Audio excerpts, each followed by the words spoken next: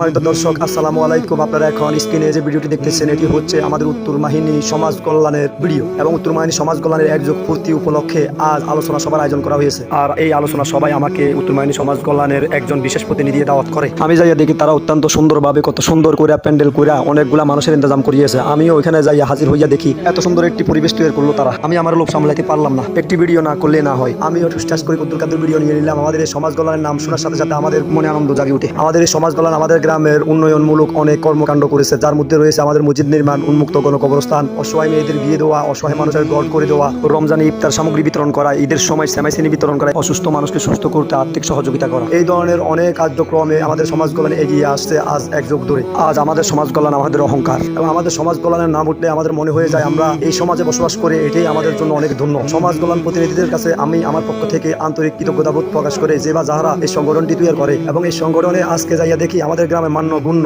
ব্যক্তিবর্গগণ উপস্থিত হয়েছিল, যাদের মধ্যে ছিল জাফর মালানা, এসাক হাজারি, লুতু খন্দকার, শাহজাহান খন্দকার, ফয়জুল্লাহ হাজারি। আজকে এই আলোচনার সবাই অনেক লোকে উপস্থিত ছিল, যাদের নাম আমি এখন বর্ণনা দিতে পারবো না, এই কারণে আমি আপনাদের কাছে আন্তরিকভাবে দুঃখিত। আজকে এই অনুষ্ঠানে যিনি প্রধান অতিথি হিসেবে উপস্থিত ছিলেন মিরেশ্বরাই পীর সাহেবের সুযোগ্য আওলাদ, বহু ইসলামী প্রতিষ্ঠানের প্রতিষ্ঠাতা হযরত মাওলানা পীর সাহেব মেজবাউল ইসলাম লতিফি। এবং আজকের এই অনুষ্ঠান অত্যন্ত সুশৃঙ্খল পরিবেশে এর মধ্যে দিয়ে শেষ হয়েছে। সর্বশেষ একটি কথা না বললে না হয়, আমি চাই আমাদের গ্রামটা এইভাবে সবসময় ঐক্যবদ্ধভাবে সংগঠিতভাবে মানুষের উপকারে আসুক এবং অসহায় মানুষকে সাহায্য করুক। সব ভেদাভেদ ভুলে গিয়ে একতার হাত ধরে সামনের দিকে এগিয়ে চলুক, এই কামনা ব্যর্থ করে আমি আমার কথা এখানে শেষ দিলাম। আজকে এই ভিডিওর মাধ্যমে আমার পক্ষে যতটুকু সম্ভব হয়েছে আমি এতটুকু উঠে ধরলাম এবং আমার বয়স যে যতটুকু তোলা সম্ভব হয়েছে আমি এতটুকু উঠে ধরলাম। যদি কোনো ভুল ত্রুটি হয়ে থাকে ক্ষমা দৃষ্টিতে তাকাবেন। সবাইকে ধন্যবাদ।